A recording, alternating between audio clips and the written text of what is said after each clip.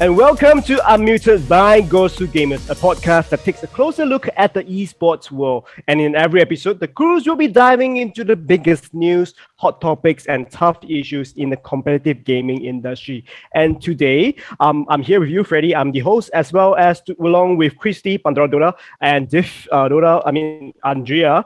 And we have a guest. We have AvoPlus here with us. How are you, Avo? Well, I'm very, very happy to be here. Thank you for having me, Freddie.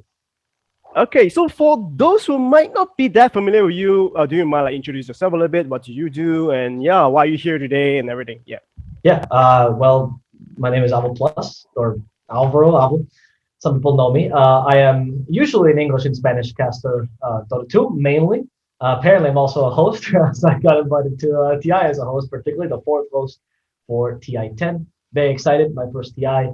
And it was actually one of my first major lands as well. So that's probably why I was invited here. Thank you so much for having me. Actually, it's funny because when I first saw, congratulations, first off. I mean, that's actually first and foremost the most important thing. So it's quite an honor and incredible achievement. So yeah, I'm really, really happy for you, and to see that you'll be up there on the stage. Which makes me to what I was first starting to say is when I first saw your name on there, I just assumed commentator. I thought you were going to be casting, and then found out it was from the host perspective. And I know you did some host work. It's not that this is your first, I know you did, but I always think of you more as a caster and everything. So were you surprised as well then when it was host and not caster, or is that something that you kind of were expecting, or kind of what happened there? How did you find that out, and how did you feel about it? What do you think happened? So if I'm honest with you, I was surprised overall. I didn't think I was going to get invited host, caster, or anything. I was, in fact, it's going to be very embarrassing because an interview I did was, I forget the medium, where I specifically said, oh no, there's no way I'm getting invited to TI this year. That was before this happened. So when love to be proven wrong in those cases. Yeah. Okay. It's not embarrassing. That's that's the best kind of situation to be proven wrong. I mean, so it was very surprising to me because when I got the message, which was maybe around a month ago or so, when the invites were starting to go on, I think I was probably one of the last people to be invited, judging by other people's messages.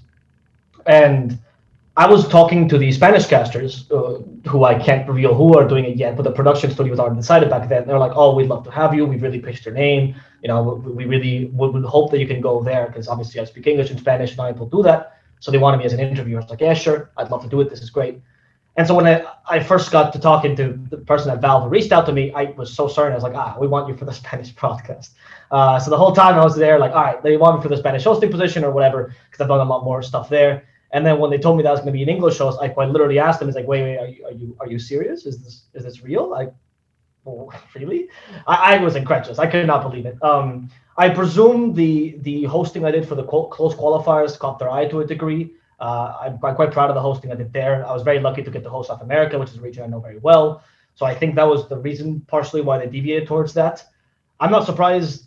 I mean, I'm surprised I got invited, but I'm not surprised I didn't get invited as a caster, I would say. I don't think I'll be ready to cast TI. In fact, if they asked me to cast TI, I don't know what my answer would have been. Like, if they had agreed that it was just group stages, maybe, sure.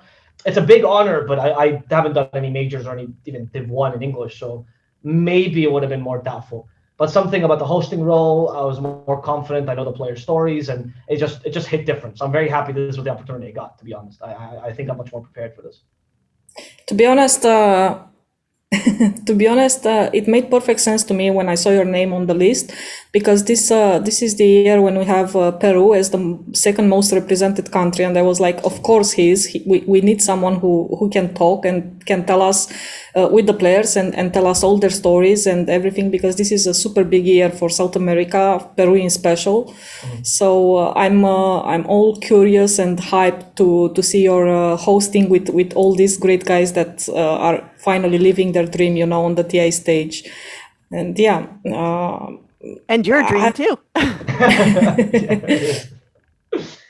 Yeah, I mean, I'm very excited to be able to present them. Honestly, one of the nicest things that happened to me when this got announced, because obviously I couldn't tell anyone beforehand, and then when it got announced, I got so many messages of support, particularly from the Spanish community, and a lot of messages saying like, "Oh, we're so happy to have a representative there from the community." So I really want to do them proud. There's a lot of, I want to say, weight carrying on my shoulders, but I feel like I'm doing this partially for them as well. If I can tell their storylines, if I can interact with them, if I can get them to be part of the international community, that's my main job. I would agree with that. So I mean, I'm happy you're not surprised. I'm still surprised, but I'm glad you believed in me, Tim. How you had a whole month that you knew and you had to keep that quiet. I mean, was that just how do you keep something like that a secret? Like, do you just sign off of all platforms so you don't slip? I mean, it's quite an exciting thing, and to have to keep it under wraps for so long, it's almost torturous. I mean, I'll be honest. I didn't tell my girlfriend. That was the one person I told beforehand. She's not a type of person. You're in trouble. Yeah. I'm sorry, though. NDA. Yeah. I mean, it was the most difficult part was trying to skirt the Spanish TI, which was like, why can't you go? No, I don't understand. Like, we really want you there. And I was trying to say, no, I can't do this, and I can't do any of these projects. I swear I have a good reason. I would go to TI otherwise. That was the hardest part. Because how do you tell someone no? Oh no, I'm not going to TI. No, I'm not bothered. It was very difficult to lie to them. So didn't slip out. I'm happy about this. It's a big thing, but we keep talking about the Spanish region and all the work you've done with them, and that being, it's your native language, correct? I mean, you're from Spain. Yes. Or yes, yeah, I'm from Barcelona. Okay. I don't usually say I'm from Spain, as you know, some things there, but my native languages are Spanish and Catalan. Though to be honest, I've been speaking English since I was like 2, so I do consider native as well. So it's just I call them my mother and father tongues are Spanish and Catalan, right? And then English is my school language per se. Yeah, because you don't even really, I don't even hear an accent really or anything. Yeah. So that's why I was like tiptoeing, like it is your first, right? Because it wasn't so obvious. But yeah, that said, I mean, this is like Div said, a big year for the Spanish region. We had Victoria on our podcast. We've written a piece about the rise of South American teams. We just published yesterday a piece about underdogs, and there was 3 teams. 2 of them were from South America, as the underdogs. There is a lot going on in South America, and it's so exciting to see you and Moxie, who has put a lot of time and effort into that region as well. Kind of, this is the year of South America, I guess, if there's a theme. But it's not the only region you focus on. Yeah. You did a ton this last year with other regions, other qualifiers. So this isn't just your I would say what you're most known for. Well, maybe in the Spanish community you're most known for, but I mean, I think as a Dota community as a whole sees you as very well-rounded and across the board. They wouldn't necessarily say, oh, that's the Spanish, caster, or that's this. Like, you pretty much cover it all. Maybe not China. That might be the only one, but you have a very robust profile, I would say. And in the qualifiers alone, you covered multiple regions. So your knowledge base is pretty extensive, I'd say. Yeah, I think I have a very unique opportunity by the fact that I cast in both languages. I don't know of any other caster that does that regularly. And I get to do, like, for example, in the DPC, I got to do Eastern Europe in English, which is wonderful. And then I also got to do SA and NA in Spanish, which gives me a very different background over players that I usually wouldn't get to cast. Obviously, I still watch the matches. Like, I definitely would say China probably is my weakest point because I only watch it as a spectator, whereas everything else I do cast, including C, because I live in C. So, I mean, that does help a bit. Okay, so now I'm going to cut you there and say, okay, so Spanish, English, you're living in Southeast Asia. In KL. In KL? Yeah, I do. I live in KL. Yeah. All right. Yeah, quite an eclectic repertoire here between languages and locations. And so how did you end up in Malaysia, if you don't mind us asking? We have a huge fan base for GosuGamers, specifically from the Southeast Asia community. It's probably our biggest readership, viewership, and everything. So I'm sure they want to hear all about this. If you don't mind telling. No, of course. When I left uni, I was looking. Well, that's a lie. When I left uni, I thought, okay, I'm done with esports. I'm gonna become, because I study software engineering. I want to become a software. I want to be a real person with a real job. And then ePools approached me and they were like, hey, would you like to not do any of that and become a caster instead? And I was like, oh, well, that's interesting. And I have one small thing, you have to move to Malaysia. And why not? I actually thought it was very, very unique. I mean, I was very happy about it in a Destiny kind of way. And I'm one of those believers, I'm not going to remember my rocks now, but the first tournament I ever casted officially in English was an amateur league, which is in Malaysia, Brunei. It was actually the first ever tournament. I didn't even have the equipment to stream, so I would just do it with Dota TV. And it was a Malaysia Brunei league, local league. In fact, it was the first league where we got to see Ajit and Afu back then when they were playing in SCA. Yeah, it was a completely amateur team as well. Like it wasn't well formed yet. And so I was like, well, this is meant to be, Malaysia was where I started. Malaysia is where I'll end up. I think it's wonderful. So I have a lot of appreciation for C because of that. And yeah, I've been living here for 2 years or so. Obviously, recently with COVID, I had to leave for a while to see my parents, but mostly I live here. I don't speak Bahasa Malay yet, but I am working on it though. One day. I can teach you. It's fine. Yeah. Yeah. I will actually take you on that offer. Yeah. That's all you need to know. Yeah, we have our crew here teaching us as well, but we're slow learners, Div and I. I realized only very, very recently that I actually know you by the other nickname you used, Swordfish. So I didn't connect your face with the Swordfish nickname, and I was curious why did you change that and when and how we come to AvoPlus? So when they were first when I was starting doing English and Spanish, I was like, all right, I want to separate my audiences. I want to have 2 nicknames, one for each. And then when ePools hired me, a real company, they're like, that's the stupidest thing I ever heard. Why would you do that? That's just worse for you. So they told me you have to change your name. And ideally, because they wanted to really sell me properly, it has to be something related to your real name, Alvaro.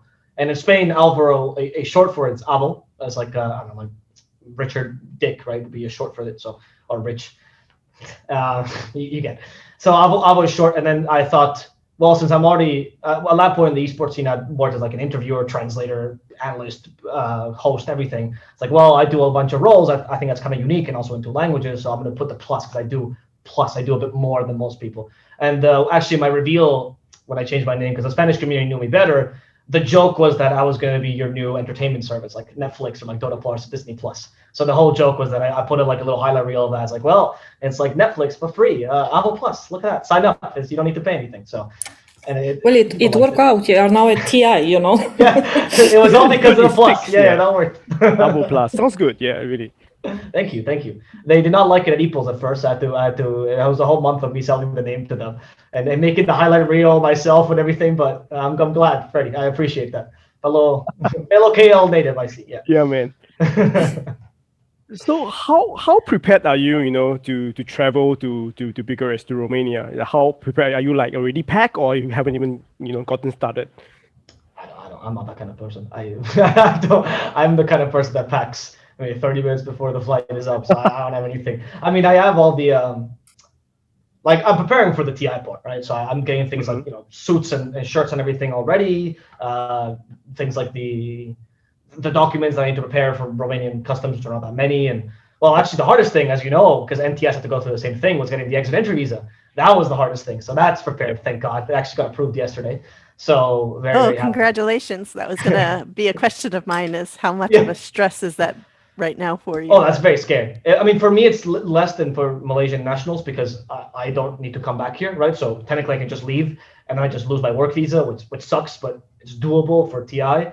But I'm really happy they approved it because my girlfriend came here 2 days ago and me leaving her stranded for a couple of months does not sound ideal. Yeah, that would be that's the embarrassing one, not the other experience. No, but I was curious when you said about Malaysia because they are having a more difficult time getting out. So I wasn't sure, they're gonna lock you in or whatever. And it was one of those, maybe we shouldn't approach that subject just yet. Let's get all the happy things out of the way first. No, it's okay. It's happy now. Me and Richie with my SeekNStrike was my +1. Also got approved. We're both been able to go. Oh, that's fantastic. We're very lucky. Yeah. So when do you plan to arrive in Romania? The group stay starts on 7th. Mm-hmm. I think most of the talent arrives the third, me included as well. So Okay. Yeah. I'm not sure. I'm not sure exactly what we're gonna do before the group stage, but I was gonna be there in the hotel. I'm assuming in the bubble, just studying a bunch. That's what I'm doing here anyway. So I see. I saw your documentary with Beastcoast.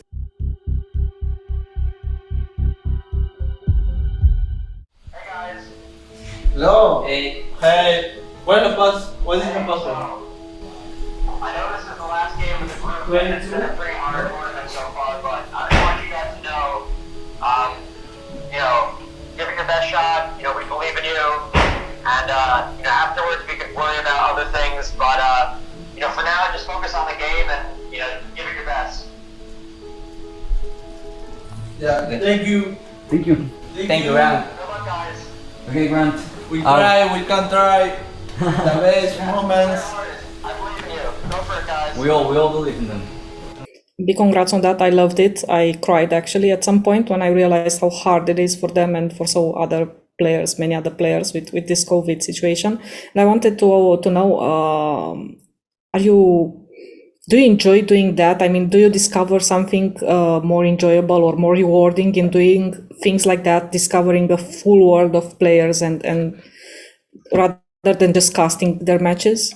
Or how is it work? Because you were so involved in that. I mean, I saw it and I was like, man, he does his homework and he knows what to ask and how to approach these players. That means a lot, first of all. I appreciate that a lot because I was very proud of the documentary. I want to shout out first before I talk about this, the guy who edited the documentary and also the cameraman, Glenn, big producer in South America as well, slowly making his ways in the English scene as well. That guy's a genius. Like the documentary, it looked good, the footage, but then you see him edit it and you go, wow, how, what magic did you pull? He's incredible. So, thank you for Glenn for being there and trusting me to do that. I find that always in my casting, something that I guess I separated a bit from the rest of the people is trying to tell these stories to begin with. I think a lot of people, maybe in Twitch chat, I would say, don't see the players as people, and they're kind of just robots, right? And they make a mistake, you can laugh at them, or they shouldn't be making these mistakes. And when you meet some of the players, even some of the more amateur players, you realize that there's a person behind each keyboard, right?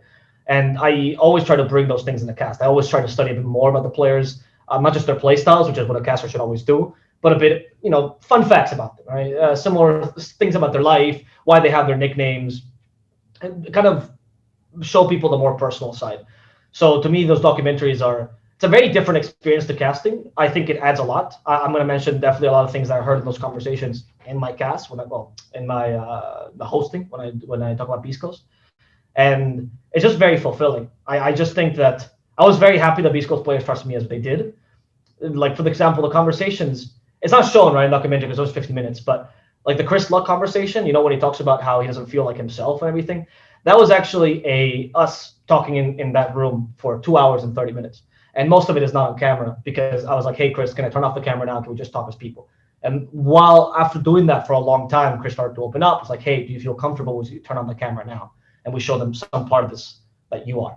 I think most people don't get to see that, don't get to even have that experience. Because when will a player willingly sit for 2 hours and 30 minutes to talk to a random interviewer? It's a very unique experience. So I don't know. I was very proud to show that part of them to the world. I think that's very We have special. trouble sometimes even getting 10 minutes, or as we've seen in our post-player interviews, in events, you get like 10 words. It's just not I think like post-player interviews are great, right? I think every tournament should have them. It's a very basic standard thing, but those aren't the interviews that are going to make you know the players. In 10 minutes, you're going to ask them about the game, maybe, but you're not going to ask about them as people. What's the joke people always say? They always ask, who are you? But they never ask, how are you, right? That's the meme. I think with players, very often we'll talk about the plays. Maybe occasionally there'll be a bit of drama that gets introduced in, but you never ask them about them as like, how does it feel to play on the big stage? How does it feel? Like, what are your goals as a person? These kind of things you can't put in a 10-minute interview. So the format is even if you ask them those things right after a match or before a match or on the stage, they are not in the mindset to answer that honestly or to have like something coming for real from them. It's just prep, not a prep, but a technical answer that will just allow the interview to move forward. So yeah, I always liked and loved this part of getting to know somebody and having the chance to sit and talk. As you said, you have a 2 hours talk, you spend 2-3 days with them, and they just start to know you as well and trust you or not. They take their own decisions, and this is how. So again, congrats, because that shows also that not that I had any doubts, but it shows your quality as a person, and the fact that someone trusts you to talk about their personal life, their personal fears, their personal anxiety, and everything that's around TI or qualification to TI. It's absolutely great. So again, big props for that documentary, and I hope we're gonna get to see more about these players that they are probably super famous in South America, Brazil, Spain, Peru, but on the Western scene, you just know that Chris Luck is this crazy guy that runs out with the Raid King and K1, sorry, and Chris Luck is the mid, and Whisper, he might do something super strange with the Venom, and this is everything that you know about them. Bottom line, as a basic fan of Dota, you don't get to know them. So yeah, hope you continue that and bring more stories to us. I hope so too, and I will say that in when in lower division, for example, for Eastern Europe, we're doing a lot of that too. Where I went in, and what I would do in Eastern Europe, obviously because I don't speak Russian, is I would look at Russian interviews and just ask someone to translate them for me. So I would find the interviews of certain players that are lesser known, and go to Cybersports, for example, and be like, oh, 1 hour interview. Hello, Russian friend. I missed you. Please help me out. And I noticed that a lot of the times when we explain a small story that's not as well known about certain players, particularly I don't know, Van Score, stuff like that, these players would then approach me and be like, I really appreciate you doing that. It feels very nice when the player themselves value it. I always felt like my cast was for them to a degree. And I was surprised with the amount of players that came to me afterwards saying, I want you to explain that story too. Oh, here's some facts about myself. So once you start doing that, players start to trust you a bit more, and they start to also want to be in the spotlight. They just don't want to be featured just as robots. They want to be featured as people. I think it's something that specifically Dota 2 seems to lack in the majority of the time. A lot of our I don't mean our as in GosuGamers or you, but our as a community, the content is usually focused on either the top teams or the plays or the drama. And those storylines, the human aspect of it for each person, I think, is something that we still have so much to grow in and to develop. And I definitely appreciate that you're not just bringing that to life, but especially, like Div said, in a region that most people aren't as aware of. It's not the European region, where everybody knows these top teams or these players have been recycled how many times through the years into different teams, and maybe they've been to multiple TIs. So there was, Casey's interviews or the player profile, and they know more about them through that. But, it's something that's really lacking. And I think if we as a whole can start moving into more of these storytelling directions, into this quality of content, I feel like we might have a better chance of making a healthier community. Like you said, Twitch chat can be so toxic, and if they're just looking at the players from that robotic view, they're not humanized. So to flame them or to, be angry because of their betting, they lost the game or something like that, it's easy to do. It's easy to, especially on the internet, throw these kinds of slurs or racial comments, any of these kinds of things out. But the more we humanize them, the more we attach a storyline to them that can tug on someone's heartstrings or identify with, the more I think we can mold our community to being a bit healthier is my hope. So I'm super excited when I see that you do this and that we're moving in that direction, because I think even as GosuGamers, that's something we're trying to do as well, trying to humanize across the board. You are a big part of our the piece that I wrote only about maybe 2 or 3 months ago about the broadcast talent and the voices and the struggles that go on behind the scenes as being a part of that, climbing through that ladder and everything. I think these are the things that we need to bring more light to and to share with the community. So I'm super excited. You've been a part of so many different things this year. This is like your year, and I'm so happy to see it accumulate into this really fantastic opportunity you have, and then what you'll bring forward once there. I'm personally am like, but my accomplishment made me happy, but I really am happy when I see that these values that you express, which I also share, people start to appreciate them. I think something that I don't know if I bring this in necessarily, but it's just part of me that, as not being a quote unquote native English speaker, or not being from the UK or America, in many broadcasts, to me, English was always the international language, but it doesn't always feel that way. It feels like it's, or the English community is sometimes very NA or UK centric per se, and then even the jokes, the comedy, and that's fine. Obviously, like what other language they speak, they need a place. But I also found that a lot of viewers will come up to me and be like, "Hey, you made me feel really good because this is the first time that this felt like an international broadcast." I will always remember a comment I got a long time ago, and I was a cast.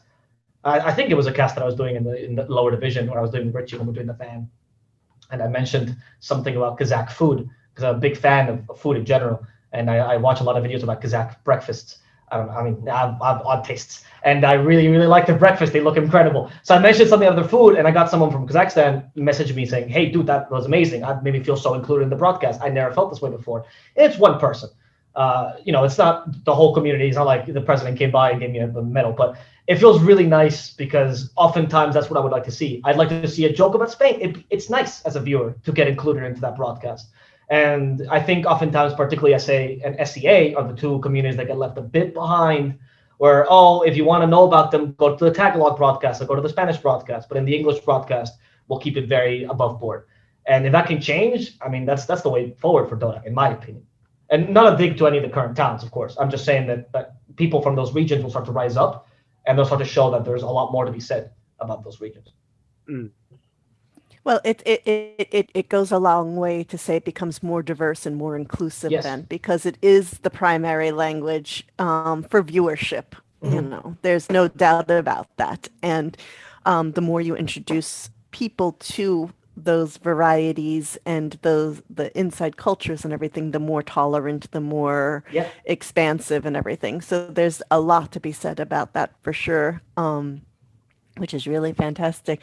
But you bring up the cultural differences. And I'm curious, when you switch from, Spanish to English, or the different regions and everything like that, how hard is it to switch maybe cultural preferences? When you cast in Spanish, or for this culture, you kind of have to be more a certain way or not? Or do you find that you try to keep that same kind of personality across the board, and it's just switching some languages? Like what is that like? Because each region does have their own culture, so to speak. And is that hard as a caster, since you're covering so many different ones, or as a host and everything? Or like, how do you approach that? I mean, I think it's quite difficult, to be honest. I do change because not everyone has to go through the process of having to question, what is part of me that's culturally, like, was taught to me by my culture, right? One of the things, for example, that I realized not only when I was casting in English, but in the UK, is that I move my hands an excessive amount, because in Spain, that's very common.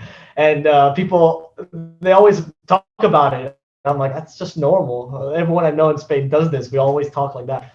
And when these things come so shocked to you, you sometimes go, I guess there's a cultural thing. I never realized. I thought it was just part of me. And so you really have to build yourself back up. There was a period when I was in uni where I had to realize what part of me was me and what part of me was just me being Spanish or me being Catalan. And I try to keep that in mind a lot in my broadcast, to try to be, again, inclusive of wherever I'm doing it. If I'm doing an Eastern European broadcast, I'll try to be very inclusive towards the kind of jokes and culture that's part of Eastern Europe, because I think that's cool. I think that's what makes us diverse. It's really cool to be able to do that. And for the English broadcast, it's especially difficult because in Spanish, to a degree, it's a local broadcast, right? People are watching you are from Peru, mostly South America, and there's like 5 Spaniards who mostly don't like me very much because I'm too South American according to them. but that's easier to make jokes about that. You can even make some like contemporary jokes or like even political jokes, very light, right? About these kind of topics, as you know where they're coming from. You know, they'll understand the historical and political jokes that you'll make. But when it's international, your guess is like the viewer from Russia will not understand the same thing as a viewer from America, as a viewer from Malaysia. It's completely different. I have so many jokes about Malaysia's situation. I cannot make any of them in an English broadcast. You can make them right now. I will not, because I am in the country. Tell us your jokes. I love you, Parliament. Please. No, but I think that those I think it's something that a lot of casters should start questioning in general, because I've found that very often that when I've met, and I'm not going to say any names, but I've met English-speaking casters that have offended me or said like really, really offensive stuff to me, and they didn't mean it at all. And I mean, they're good people. They're not racist or anything. They don't know. It makes sense. I come from a very small part of Spain, and why would you know my inner workings? It makes sense. But I can't even say anything to them, because what am I going to call you out for something that like 6 million people understand in the whole world? I'm not that petty, but it does make me feel bad, and it makes me feel excluded. And I try my broadcast really hard in English to not make anyone feel that way. So I do a lot of research about the country, even despite the Dota players, and about the region for that. So I do try really, really hard. And it's very difficult. I don't think there's a middle ground you can achieve. I think everyone's going to make mistakes at one point or another. And it's just about having an open mind and trying to learn from one another. There's not much more you can do. That's absolutely incredible. Yeah. It really it goes above and beyond. And maybe it's one of the reasons we're seeing you now. It's paying off coming to the big stage or something. But it's really fantastic. I had on my mind to ask you, to ask you to tell people that might want to, embrace a casting or a hosting career, what they should do, how they should start. But just listening to you, I think, and to this podcast is exactly what they should do, because you tell us about so many other things that you do, except besides watching Dota or knowing the plays or the heroes and the spells and the cooldowns. Okay, that's great. And I guess everyone can achieve it at some point if they really want, but just you talking about all this work that you do, and again, congrats, because it pays off. I mean, this year with you showing on the TI stage on the host, it's not something random. It's not about them just wanting to make it more diverse or anything. I'm pretty sure it's really a way to acknowledge all your work and all your passion for this, and being mindful about everything that you do. And I hope everyone understands that wants to kickstart their career into casting or hosting or broadcast in general. There's the one thing of advice I'd say about this whole thing is that, at least to me, it's always a work in progress. That's the one thing I tell people. Like, it honestly is so difficult when you start to get into these things that you're never going to get it right. And if you get frustrated always because you're not perfect or you're missing one thing, you're never going to be able to do it. I still think I'm missing a lot of things. I'm sure in my Eastern European broadcast, there's going to be a couple of Russians like, you said this, you sure enough said this. It's fine. I'm here to learn. I'm here to improve, right? That's how I see my career. I don't think there's ever a point where you just settle and go, all right, I'm done. I'm good enough. There's never good, at least to me. Maybe because I've been playing Dota for so long and it means so much to me. But I just think people should have that mentality as well. And viewers too. Like, broadcasters will make mistakes. And as long as they're improving, that's good. That's fine. That's how you should see it. I'd like to also kind of point out that one of your philosophies I know you have based off of previous conversations is about reaching out to others and kind of saying, instead of that real dog eat dog competitive cutthroat world that is unfortunately part, especially in the tier 2 and everything seen for casters and broadcasters across the board, is saying, hey, how can we lift each other up, or how can we support each other, or how can we do this as a together thing to move forward in our casting? To a degree, my collaborative nature also just happens because I have a very unique perspective, because I come from a scene which I quite literally built from the ground up. I am one of the, and I'm not ashamed, or it's a bit arrogant, but I was one of the founding members of the Spanish casting scene. I was one of the first guys to get to do stuff, and I always try to, and I cannot describe the fulfillment that you get when you manage to build something together. a sense of achievement that you alone, no matter how well you do or how successful you are, will never achieve. I can guarantee you that. Even my nomination to TI means less if there wasn't all these people supporting me. And the fact that all the people that I worked with so hard for so many years went and said, I'm genuinely happy for you. Just the idea that someone is genuinely happy for your achievements, even though they don't benefit at all from it. Oh my, that is, oof. That is better than winning 2 Dota games in a row. That's incredible. That's something else. And I think people don't value that enough when they do these cutthroat things. You do feel empty inside.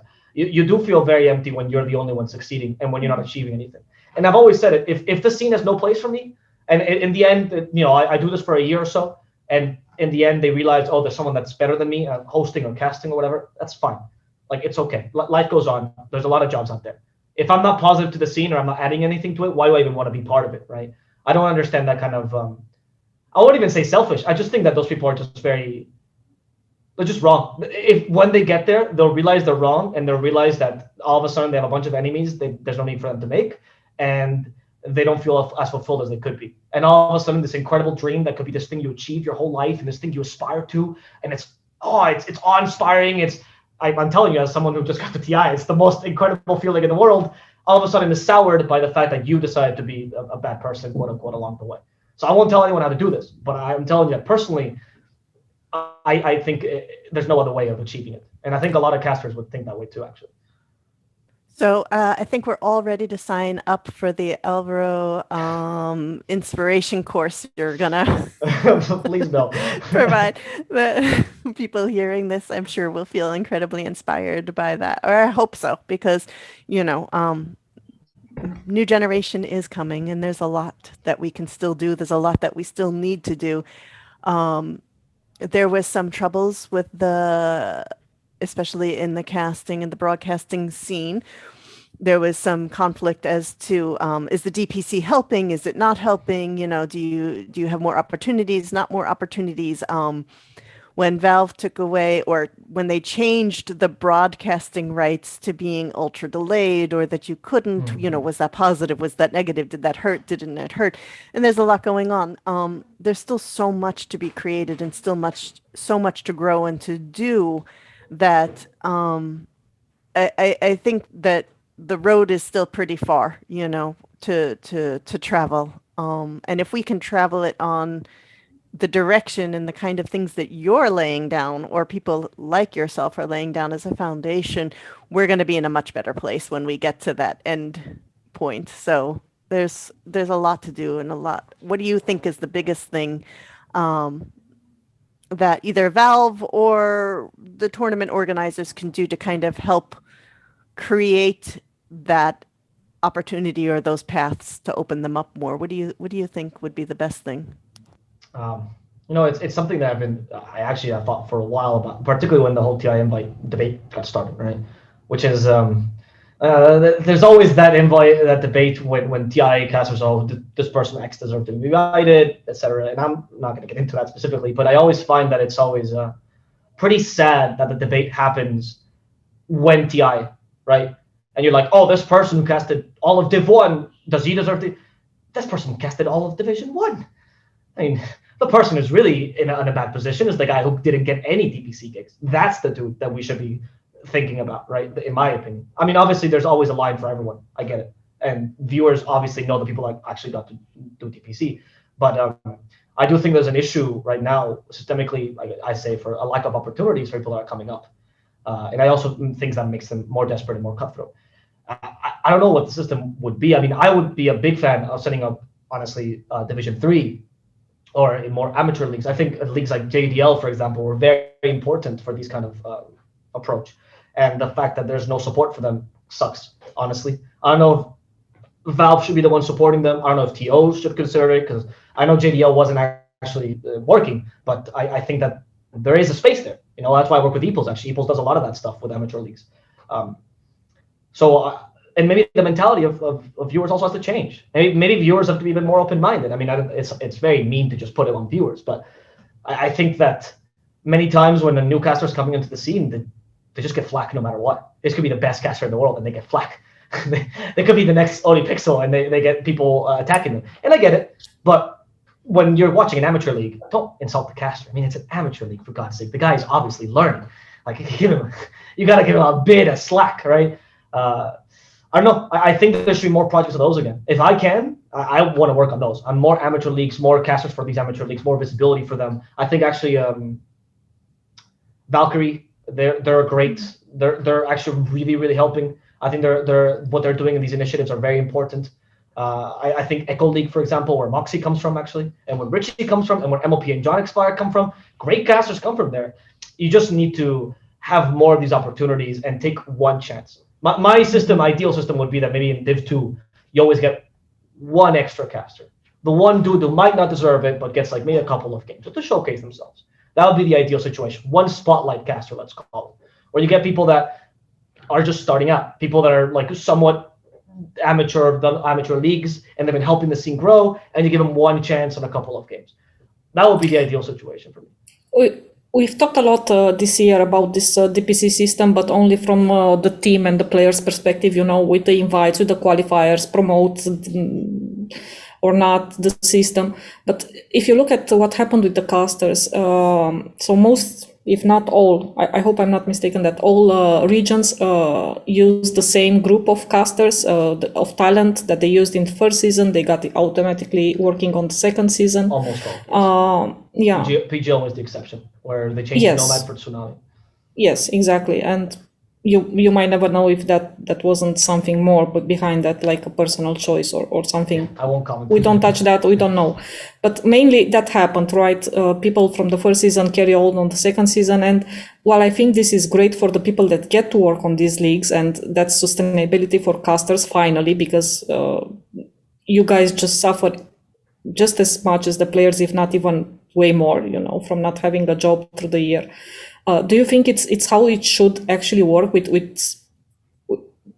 or should, like you just said, in the Division 2, you just can bring one more guy and give him a chance? Or I don't know. I feel like my personal perspective is that I feel like the broadcast should be a bit more, flexible or change, because not only that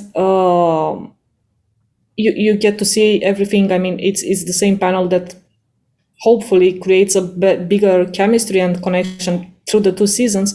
But when the TI comes and these guys, not everyone gets invited to TI, which happened this year, the disappointment, it's even bigger for them and their fans and the community. It's like, wow, you use this player or this caster or this host for 2 seasons. You kept him into a country, locked somewhere into a region for that, and then you don't invite him to TI. And how do you explain that? So yeah, it's so difficult. Like, it's something I genuinely care about, but when I look at solutions and when I talk to even top tier casters, some of which are actually worried about these things, it's just not an easy fix. I mean, obviously the best thing is I would love for Valve to be more hands-on with the selection, but that won't happen. I love you, Val. Thank you for the no. I don't know. This episode we're big Valve supporters. We're big, exactly. It's tough because there's always going to be a line that you have to draw at some point, and someone's always going to get out, and then that person, to a degree, is going to be unfair, because this whole casting thing is just so subjective. I feel like one of the things though that would really help the scene in general, and I don't think Valve needs to do this, I think it's something that we should do as a community, would be to really, really kill that hard work model. Like the person that works the hardest deserves it the most, right? I think that is really hurting the scene right now, because this leads to a lot of up-and-coming casters to want to do much more gigs, because that's going to be them seeing as more hardworking, and that's not good, because then you take more opportunities from this diversity you're talking about, right? And also, the definition of hard work is also so arbitrary, because to me, someone that does, for example, a lot of Div 1 games or even Div 2 DPC is not particularly a hard worker. That's like the ideal job. If you're doing amateur leagues, I think that's when you can be called a hard worker, like you're doing 15 amateur leagues. So I think that narrative has really, really hurt our scene, to be honest. Like I cast a bunch, and I am actually, if you count my games, because Knoxville posted these stats, I was not in lobby for any of SA DPC, any of Eastern European DPC either, and I still have the 3rd most casted games in the whole year. I don't talk about this. I never mention this, because I don't think it's a good narrative to sell, because hard work implies that you have the time for it. Some of the hard work is a privilege that you actually get to have these gigs. And it often obfuscates or shadows a lot of the casters that are truly trying to put in the work. They just don't have the opportunities. It doesn't talk about the idea that maybe the opportunities are limited. It also doesn't help casters become more diverse. They don't want to give up the games because they know they want to be the next hardworking talent. Something that Cap actually talked about a lot in his Position 6 podcast was this: that as a top tier talent, as Cap is established, he chooses not to lower his rates a bit for certain games that he's not worth for, like certain games that are below him, because he gives more opportunities to other people. And if he lowered his rates, he would probably still get a really nice rate and much more money if he did that. But he chooses not to because the scene is healthier that way. But Cap also has the privilege to do that because Cap doesn't need to be seen as anything. He's a tier 1 caster. He's a god. Nobody's going to touch Cap. And I appreciate him saying this, by the way. I think it's great that he actually mentioned this. But if you constantly sell this narrative, a lot of the tier 2 casters will want to do this instead. And that's not helping anyone because it just loses diversity in the scene. And it becomes much more cutthroat. So, well, and it also becomes, like you said, a quantity versus a quality. Yes, exactly. First of all, if you're just running after everything, there's no way that you're probably going to be prepping at the same kind of a level, or your maybe just mentality is suffering because you were up all the way, until a certain time in the morning casting SEA. Now you switched all the way to South America time zone and picking that up, and you haven't slept all week and swapping and things like that. So it focuses much more on quantity versus quality. I know in the past, actually, I remember when you were Swordfish and you were casting some of Garter's games back yes, when it was tier 2 stuff and everything. And you reached out to me as manager and said, what are some of the things about your players, or what are you doing, or can I cast this? I mean, you took that initiative, you reached out. And I can remember that there were other casters as they rose through the ranks. I would poke and say, hey, I see you're casting this game today and everything else. We're going to have a substitute. It's going to be this. This is why we're having a sub, and would try to give them that. And they ignored all of that. They'd get into the cast and be like, oh, look, it's this player. Do you think they're making a roster change? And they were clueless about it. And I'm like, I sent you this before. So even from the perspective of the teams, the managers, things like this, when you put the quality in, you put the work in, you reach out to the people that are either playing or involved in everything, the quality just tremendously improves, and you become much more memorable, much more sought after. I would run and seek and find someone like you to cast our games versus something else or someone else, or I would be quick to jump and say, hey, here's some inside info you could talk about in your thing. And I think people don't realize how far that extends and how much that goes in terms of creating quality for yourself and for the viewers and for the players and everything across the board. So it's a narrative that we do sell, we have sold, and I think esports as a whole sells. Yes. It's across the board. It's not just in casting, but something for people to really pay attention to, for sure, because it's not about quantity. In the end, I agree wholeheartedly on that. I think something that you mentioned there, I'd love to touch on, is the idea of what I've talked to people as visible versus invisible hard work, right? As a caster, for example, when I was really starting out, I would do things like I would keep a vocabulary list of words, right? I would actually read a lot. I actually used to read a lot of history to learn more about the countries I was casting and make jokes, references that were relevant, stuff like that. And as you said, reach out to players, especially in the tier 2 or tier 3 scene who were not as well known. All this stuff is not stuff I'm going to talk about. Right? I can make a really arrogant tweet, be like, I'm such a hardworking caster, but it's not things that you should mention. And I think a great example of this is a good friend of mine, I'm going to shout it out, is Bowie. I feel like Bowie, for example, is someone who does a lot of this invisible work. He preps a lot. His videos take a long time. It's not something he just comes up with on a random day. There's many days where like, hey, can we talk today? Oh, no, I'm prepping a video for the whole day. And he can't talk the whole day. And nobody talks about how much hard work Bowie puts in, right? Because it's not visible work. And you don't want to have to make it so that work or hard work, which is supposed to be such a wholesome thing, is a marketing tactic at this point. And I also think when you talk about hard work, because it's quantifiable in a sense, how many games has he casted, right? You can put that into a number. It makes it so that people tend to have more, they think it's more about an objective opinion. And casters are subjective inherently. We're entertainment. You might like a caster. He might not be the most hardworking person. And when you start using words like deserving or like this is fair, those kind of words carry a lot of weight, much more so than I like him or I don't. And they carry much less justifications. I think the current comments, and I'm just gonna say his name. I feel like Beak Up did a good job of trying to stop that from happening, but a lot of people still commented along those lines, which I thought was unfair because you can criticize someone for you not liking their casting, but you can't say that they person doesn't deserve or isn't fair based on some standards you made up that you don't have to explain because it's so difficult to debate you. There's no point where I can go and say, no, that's not true because you're using standards that I don't believe in. Fine. I think BSJ, when he made that awful clip, was trying to talk about that a bit. How not everything is about these objective measures, and casting is not inherently objective, and people try to make it that way. Well, and that goes back to also just people's preferences or cultural things or diversity and so on. I mean, the big elephant in the room does come to when it's diversity, race, gender, things like this, those are sometimes the first that are said to not be deserving or only there because of their race or their gender or something, and everything. And it makes it hard for everybody when this is kind of just thrown around so easily, or this is the standard that people are measuring against.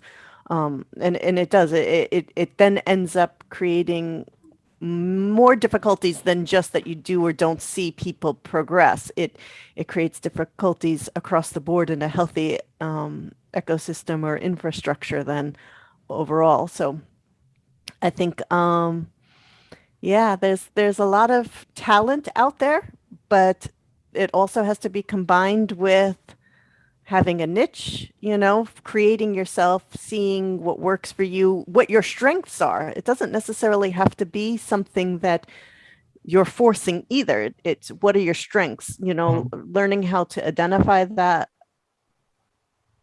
perfect them, hone in on them, market that in a certain sense, as well as the preparation, the invisible work, the passion, all of these things combined. It's not so cut and dry. There's a lot of facets to making the success. So and chance as well, I would say, because I speak Spanish. That's just, I was born in Spain. That is one of the reasons I know for that. I'm sure I'd consider that. As you said, SATI, etc. Did I do anything for that? No, my dad just spoke to me since I was little. So there's nothing. I mean, it sucks to say that, but I feel very privileged. I feel like I was very lucky. I think it's okay for people to admit that. And the sooner we kill that deserved narrative, the easier it's going to be for this idea of what's fair and what's not, and who's diversity higher and what's not, to die, because that really needs to die. As you said, but again, it does hurt to say. You recognize that this was a privilege or a opportunity or a strength of yours, that you had these multiple languages, that you had this other language, and there was a region that needed it and everything. So again, it still goes to that you identified what was a strength and then played on that, worked on that, took, and developed things around that. So again, it's about using your strengths and finding a way to make it work in a positive way. Mm-hmm. Since we're talking about audience and everything, I want to bring it back to the whole discussion about live audience in TI10, right? I want to ask your opinion, Avo. Do you think this is something to look forward to? Finally we have a LAN tournament with audience, or do you think it's too early, too late? I mean, what's your thought about this? I'll be honest, I'm not an expert. I don't know. When it comes to the too late, too early, I can make up something here on the spot, but I have no clue. I'm not an epidemiologist. My girlfriend actually works in this, and she does think it's actually about right. She actually works in public health. I'm not making this up, I swear. So she thinks it's about right. As long as everyone's vaccinated, we obey the rules. It's a bit tough because one thing is what biology says, another thing is what sociologists say, where it's will people actually obey these rules? I don't know. So personally, I'm just gonna say maybe she's right. Obviously, as a caster, I would say obviously live audience just hypes you up so much more.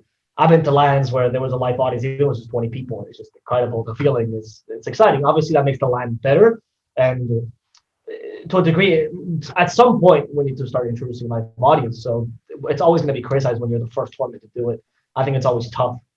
So I do feel for Valve and for PGL that they have to do this, because I don't know if it's right, but no matter what they do, even if they do it perfectly, they're going to be called out. So good luck. I don't know. That's all I'm going to say. Good luck for that. Again, it's hard to say if it's right or wrong. You're perfectly correct with that. But at the same time, you think TI, and I can't imagine a TI without audience. I can't imagine it. It's Simply gonna be weird, as a right? fan, as a journalist, as anything, you know. Yeah. I don't know. Yeah. So I'm happy that we're gonna, hopefully we will be safe enough to continue and to have the audience there, 50% capacity or whatever it will be.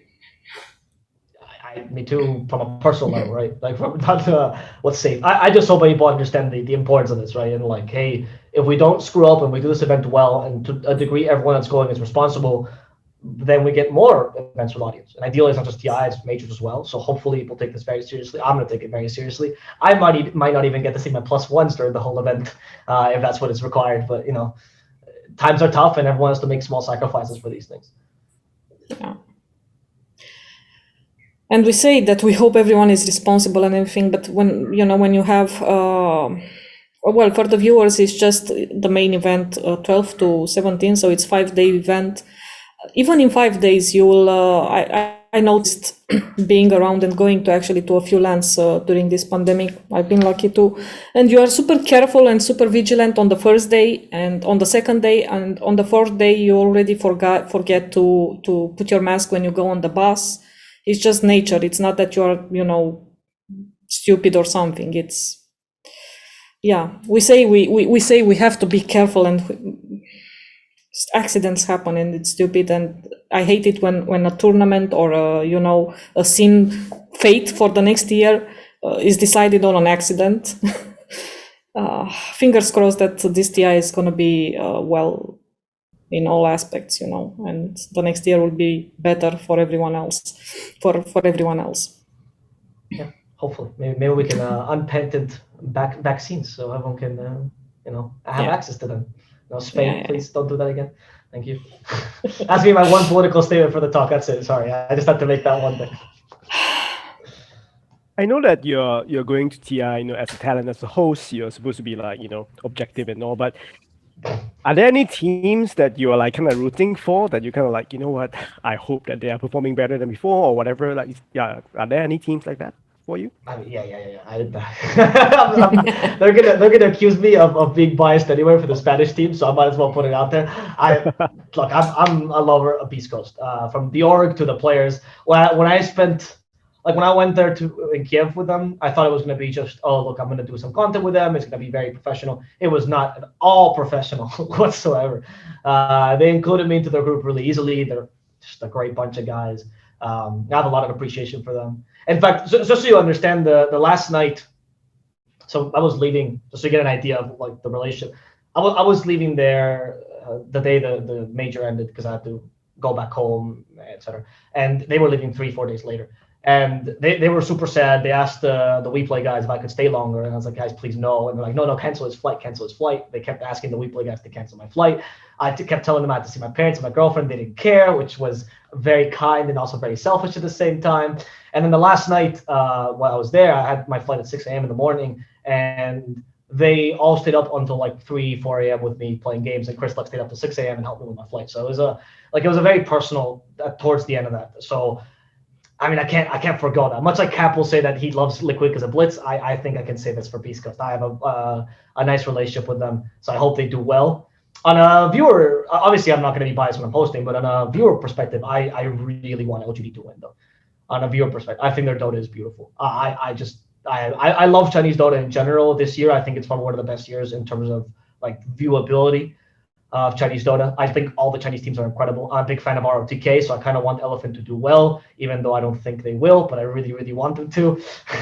And if any Chinese teams wins, China deserves a TI. I think 2 years ago, it was their TI, to be honest. And then it just didn't happen because OG just kind of came in and they were too good. They were very creative.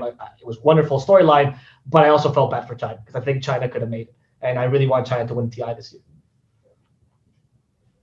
I think you're It's a bit preaching of to the a choir here on our panel. We're all kind of in alignment saying that we think it's LGD's or China's turn this year. We definitely are in agreement on that one. yeah. And I'm so Beastcoast are split. I'm so fantastic. split on this because every time, I mean, every year you have this storyline where a team or a region it's looking super good, and you say, oh, this is the year for them or for them, you know, like it was with China in 2018, as you said, or with LGD actually, yeah, it's the same team. yeah. And every year, you know, you have pretty a team that stands out so big, so bright, and you say, yeah, this is their year. And then something happens at TI, and it's exactly the opposite, or it won't happen at all as you predicted or expected. And this is why I'm so split on this, because I'm a bit worried with LGD being so everyone's favorite, everyone in everyone's book. You know, it's like, yeah, this TI is locked, it's theirs. Yeah, anything can happen, man. It scares me, you know, when I And now they hear have things the like that, target. I'm getting Yeah. scared. It's like, oops, Yeah. we've Big been old here so target on many their times. back. Yeah, that's why I'm saying China. Because at least if it's not LGD because they get TI cursed, at least make it Vici or IG, which also deserve it, or Elephant. You know, let ROTK lift that A just once, please. If you're not a fan, I'm just talking to the viewers now. If you're not a fan of ROTK, I recommend you go back to the TI4 spotlights they did, and there's a beautiful spotlight about his relationship with his grandmother. And if you don't cry, then unfollow me and block me on social media because you are a heathen. I cannot believe I watch that video once a year just for a good cry to liberate myself. Oh my god. Book market, you know, or URL, yeah. Watch it every year, yeah. I haven't saved on my computer. I'm not even joking. I have like in my hard drive just a copy of the RTK video. It's such a good video. I'm sorry. Grandmas just do it for me. If there's a player spotlight this year on TI, I'm gonna cry on panel. I don't care. If you have a cute grandparent, it's too much for me. I can't hold my tears. I think if you do a player spotlight on not any, but at least FY or maybe this year, that's gonna be like rivers of tears for me as well, because I was so devastated. I was again, it was such a paradox, you know, state of mind and feelings and everything with what happened in that crowd final, being super happy because the final went like that and it was that quality and OG did that against all odds and everything.